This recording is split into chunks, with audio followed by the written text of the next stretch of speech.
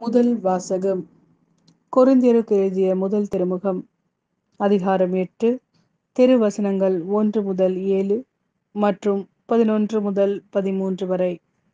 இப்போது சிலைகளுக்கு படைக்கப்பட்டவற்றை குறித்து பார்ப்போம். நம் அனைவருக்கும் அறிவு உண்டு, இது நமக்கு தெரிந்ததே. இவ்வறிவு இருமாப்படைய செய்யும், ஆனால் அன்பு உறவை வளர்க்கும். தமக்கு ஏதோ அறிவு இருக்கிறது என்று நினைக்கிறவர் அறிய வேண்டிய முறையில் எதையும் அறிந்து கொள்ளவில்லை. கடவுளிடம் அன்பு செலுத்துகிறவரை கடவுள் அறிவார்.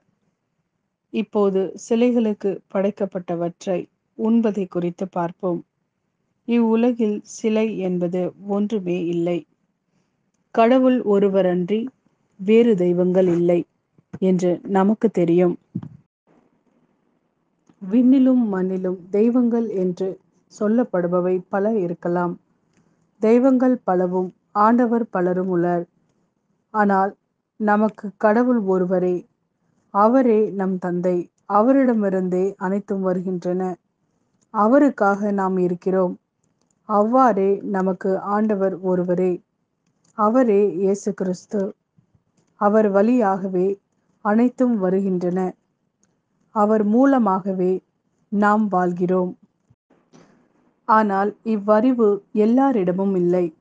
இதுவரை சிலைகளை வழிபட்டு பழக்கப்பட்ட சிலர் அவற்றிற்கு படைக்கப்பட்டவற்றை படையல் பொருள்கள் என எண்ணி உண்கிறார்கள்.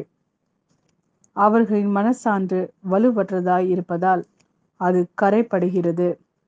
இவ்வாறு இந்த அறிவு வலுவற்றவரின் அழிவுக்கு காரணமாகிறது. அவர் சகோதரர் சகோதரிகளுள் ஒருவர் அல்லவா? அவருக்காகவும் கிறிஸ்து இறந்தார் அல்லவா? இவ்வாறு நீங்கள் வலுவற்ற மனசான்றை காயப்படுத்தி சகோதரர் சகோதரிகளுக்கு எதிராக பாவம் செய்தால் அது கிறிஸ்துவுக்கே எதிரான பாவமாகும்.